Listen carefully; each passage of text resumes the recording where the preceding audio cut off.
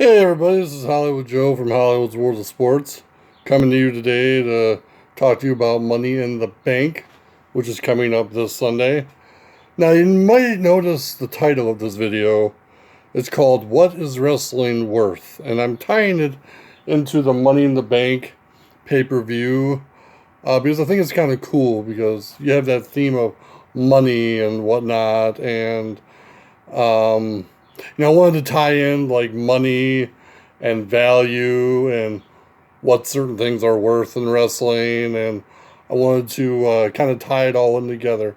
And because a few people have asked me some questions, and so I'm going to try and tie in value and worth and money in the bank because kind of all comes together. So this past weekend, I went to my first ever Ring of Honor show in Grand Rapids, Michigan, at the Deltaplex Arena.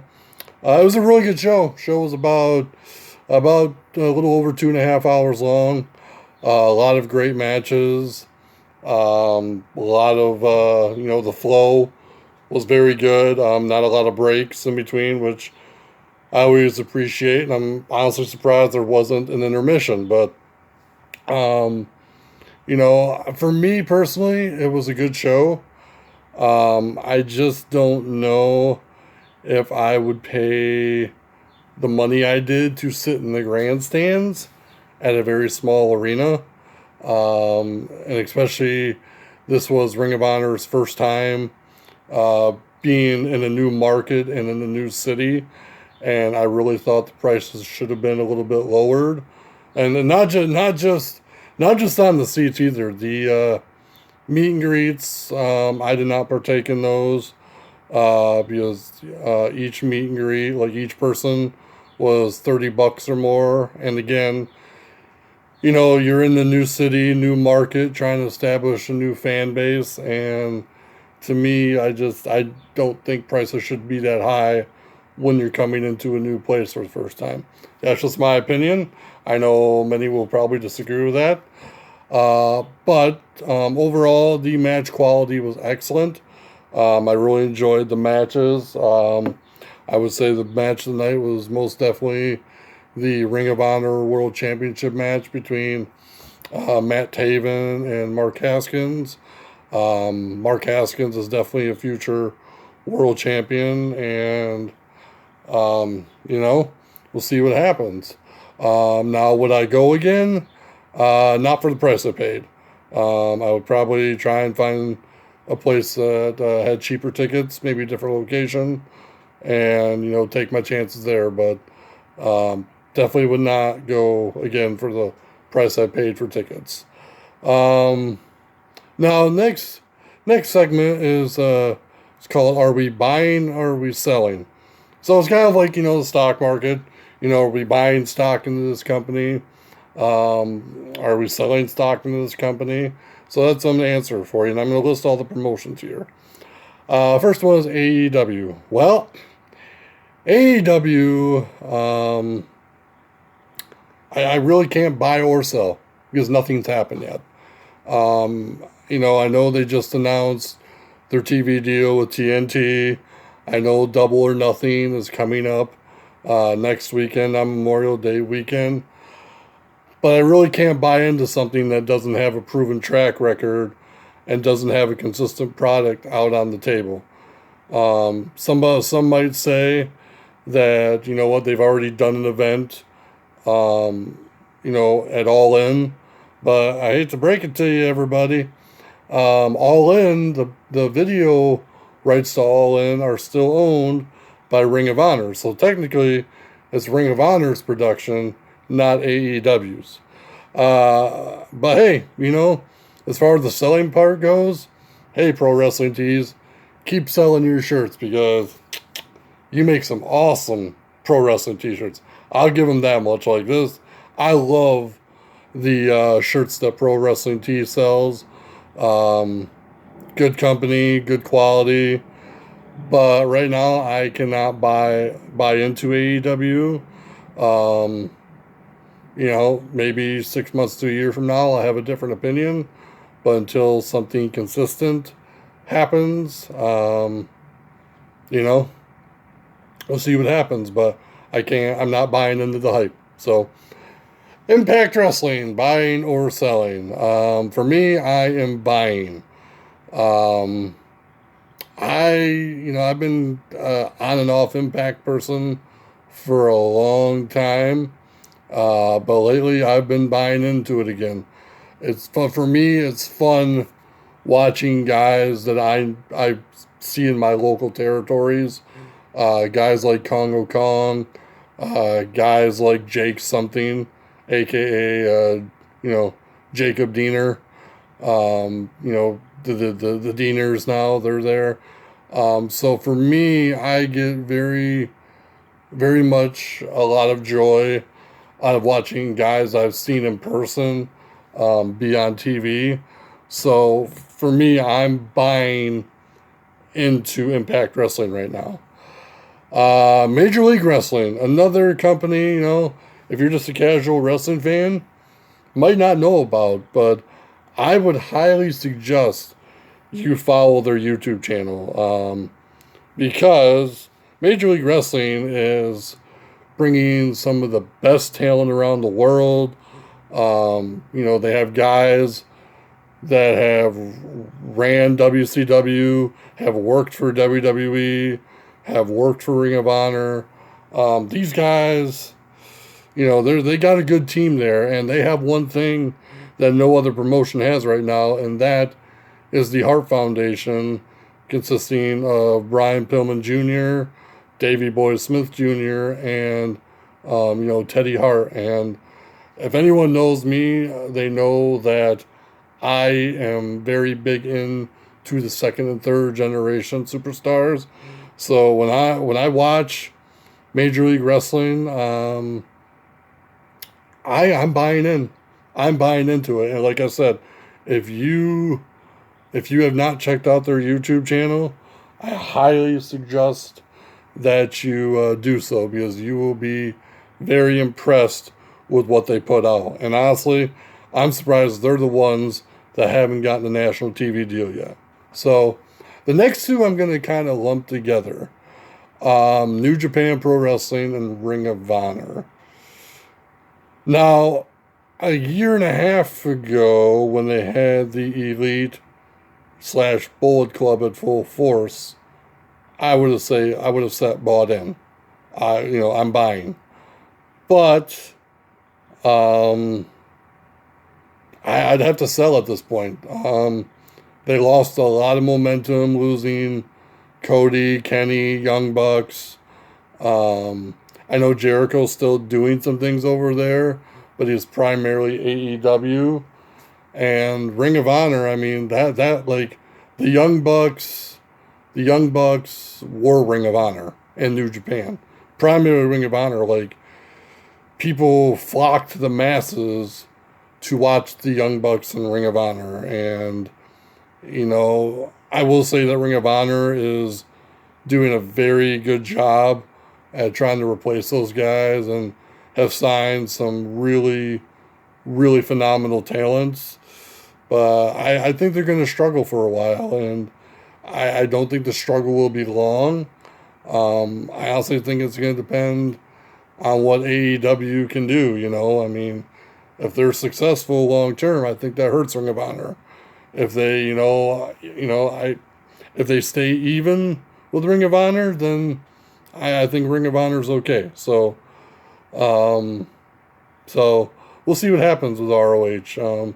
ROH has always been a great company. I've had a lot of great talents come out of there, and I'm sure even, more great talents are going to come out of there for years to come. So we'll see what happens. WWE, buying or selling? I'm selling. And I'm keeping WWE, SmackDown, and Raw separate from NXT. The main roster is a train wreck. The wild card rule was a desperation move. They have a chance to do some things right this Sunday at Money in the Bank. Whether they do them or not remains to be seen. I'm so fed up with the main roster at this point. And I'm not one of those people that's going to sit here, oh, AEW is going to, put WWE out of business. AEW's competition to WWE. AEW's a threat. No, I'm not going to be that person. WWE is a global brand. WWE is an established brand. WWE is going nowhere. So people on Facebook groups and Twitter need to get a life and get a reality check. I'm not trying to be mean, but there's a reason WWE has been in business for as long as it has. So, but I am selling my stock, so to speak, in WWE at this point. But hopefully, with money in the bank, they will give the briefcase to people they need to start building for the future. I'll give my predictions on that in a bit, but see what happens. NXT, I'm always buying into NXT. NXT is a phenomenal brand, phenomenal product.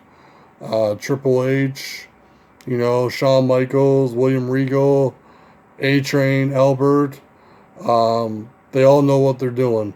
And NXT UK is, the same way. The guys over in the UK know what they're doing, and I love watching NXT. I mean, to me, I get more joy out of watching NXT than I do the main roster. The takeovers are always great. Triple H is, really developing the talent down there well. And so for that, I am buying into NXT. Now, a big announcement that was made several months ago was AEW Double or Nothing, which is Memorial Day weekend. It's their first real big event, because technically I'm not counting All In as their first event, due to it being owned by Ring of Honor. But a lot of people were wondering, how are they going to broadcast this thing? How is it going to be? How are people going to be able to watch it? And it is going to be on pay-per-view. And I have seen prices anywhere from $39.99 to $59.99. And people have asked me, is AEW's first pay-per-view worth that much money? The answer is no. There is not a chance that I would ever pay that kind of money for a company that is not established, that is not proven, that hasn't had a consistent product on television. It's been nothing but, road to Double or Nothing, or, being the Elite, or, YouTube press conferences. That's all it's been. And you know what? The stereotype that AEW has been given is that it's a t-shirt company. And you know what? Until Double or Nothing happens, it is a t-shirt company. Until a weekly TV show happens, which is starting the first week of October, it's a t-shirt company. Okay? I want people to understand something, because there has been this big misconception that I want AEW to fail. No, I don't want AEW to fail. I think it's going to be a great product. It's going to be a great presentation. It's going to be a new product with new ideas, new faces, new matchups. But it's also going to be a great and new alternative, not competition. And because it's not competition quite yet, or perceived competition, there is absolutely no way in hell that it should be $60 to watch this event. Especially considering you can go on New Japan World for $9.99 and rewatch Omega versus Jericho.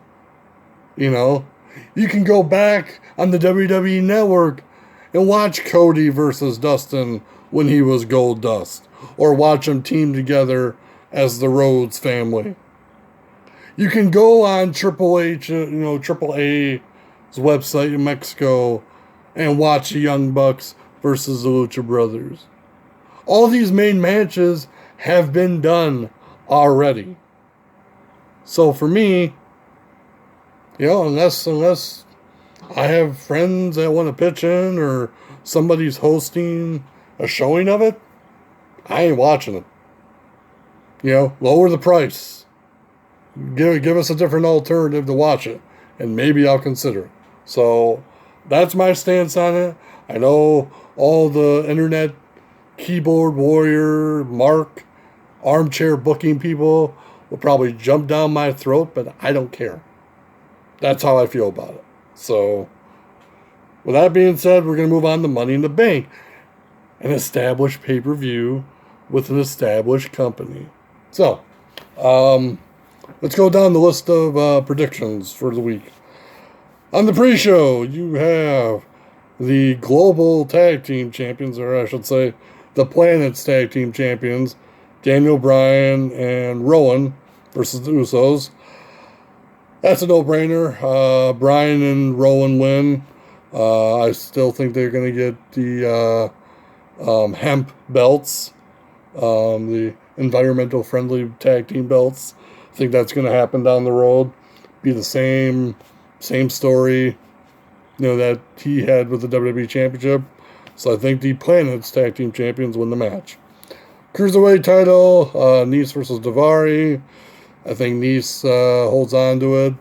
I think Nice is their long-term champion until they can bring in some new cruiserweights to challenge them. Just keeps, 205 Live is another mess. Keep reshuffling guys, not bringing in a lot of new faces to challenge Tony Nese. So, Nese wins. United States Championship match, Samoa Joe versus Rey Mysterio.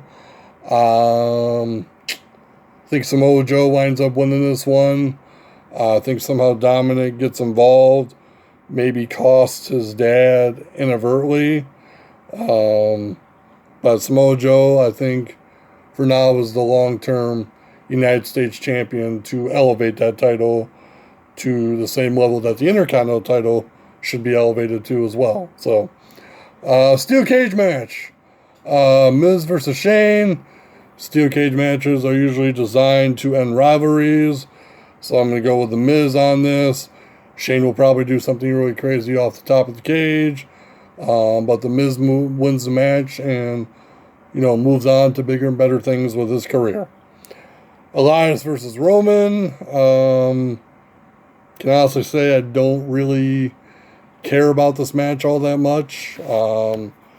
I think that Roman's going to win. I don't know how. I don't know what their plans are with Elias. But I just don't see Roman losing to Elias. It's a weird matchup for me. But who knows? We'll see what happens. Now on to Becky Lynch, the hottest female superstar in WWE ever since she defeated Ronda Rousey and Charlotte Flair at WrestleMania. She defends both Raw and SmackDown's women's title.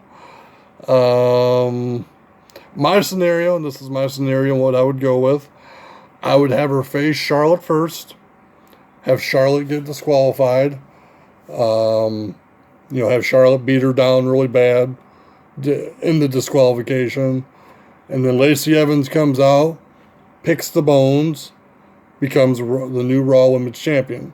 That way, you can still keep one of the belts on Becky and not have it be Charlotte, because I know people are sick and tired of Charlotte Flair all the time. But at the same time, you establish a new big superstar on Raw in Lacey Evans. So that's how I wanted to see it go down. I don't know how it will go down, but to me, that would be the most logical and smart thing to do. Universal Championship match. AJ Styles versus Seth Rollins. Not going to even try to predict the winner here. Great matchup. I think it's going to be a match of the year candidate for sure. I think the fans are going to be lucky to be able to see this match. I think both guys are going to bring everything they have to the table. But it's a tough one. I mean, Seth wins, I won't be surprised. AJ wins, I won't be surprised. It's one of those things where it's 50-50 for me, because both are, highly decorated competitors. So we'll see what happens there. WWE Championship match. Kofi versus Kevin Owens. I think Kofi keeps it for now. I don't know. I don't see Kofi losing it a month after winning it. I think the WWE Universe would riot. I think they would be pissed. I think that chaos would ensue. However, though, Kevin Owens is such a good heel. If they swerved everybody and he won, who knows? But I do see Kofi Kingston keeping the title. So, the women's Money in the Bank ladder match. There's some interesting choices here. But at the end of the day, I got to go with Ember Moon. Ember Moon is like one of the most talented, skillful, athletic female competitors that the WWE has. And I really think the way, and I know she's been injured a few times, but I think the way they've used her since she's been in the main roster has been very, underwhelming. This is their chance to really make a superstar out of her. I think she has all the tools. I think she has what it takes. I don't see where anyone else would benefit winning the briefcase right now other than Ember Moon. Maybe I'm wrong. I don't know. If you guys have some reasons why you think somebody else might win, I would love to hear them. Because to me right now, Ember Moon's the person. She's the woman. Becky Lynch calls herself the man. Well, Ember Moon is the woman. So I'm picking Ember Moon. So, and on to the men's Money in the Bank ladder match. Boy, there's a lot of possibilities here. Drew McIntyre, Andrade, Mustafa Ali, Finn Balor, Randy Orton, and Sami Zayn replacing Braun Strowman. Tell you who won't win it, Baron Corbin ain't winning it. Baron Corbin is not winning it. That is another thing that I think would be disastrous, is to have him win it after he lost it a couple years ago. You also got to factor in Ricochet. Ricochet is unbelievable. Great opponent for people to work with. He's really come a long ways since he joined WWE and he was down in NXT. Love watching him work circles around people. But for me, I'm tossed between Andrade and Drew. Drew McIntyre should be WWE champion. Should have been WWE champion a long time ago. But Andrade is another one who's got a lot of talent and not being pushed to his full potential, in my opinion. But the other thing that crossed my mind is it's the final thing I want to leave you with. The other thing that crossed my mind is Sami Zayn. What if the men's Money in the Bank ladder match takes place before the WWE Championship match? What if Sami Zayn wins and messes with the Kevin Owens Kofi Kingston WWE Championship match? I personally would love to see a scenario where Kevin Owens wins the WWE Championship and then Sami Zayn cashes in on him and wins it from him and creates this huge rivalry between two best friends for the WWE Championship. Owens and Zayn have had classic matches all throughout their careers, and I think that's something WWE needs to capitalize on. That they have such good chemistry together, that they've never had a bad match against each other.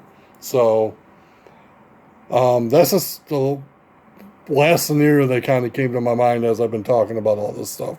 So, anyways, that's my Money in the Bank preview.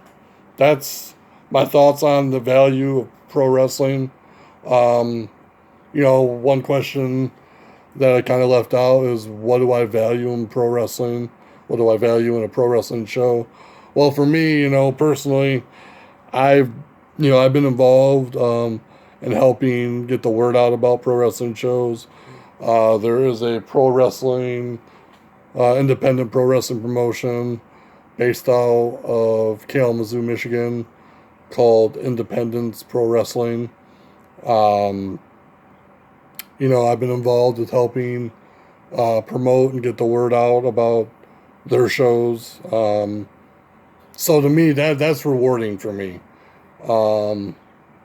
That's something that really you can't put a price on, even though my shirt says everybody has a price.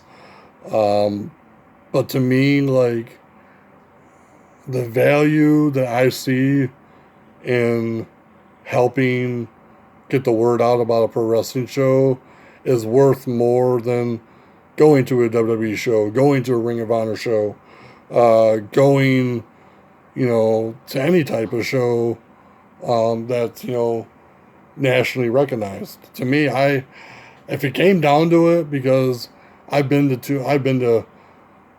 even keep track of how many WWE shows I've been to. But if it came down to it and I had the choice, go to an Independence Pro Wrestling show or go to a WWE show, I'm choosing Independence Pro Wrestling. I'm choosing my local area independent pro wrestling promotion. It's more personal. It's more interactive. You get more for your money. The superstars enjoy talking to you. Superstars have awesome merchandise.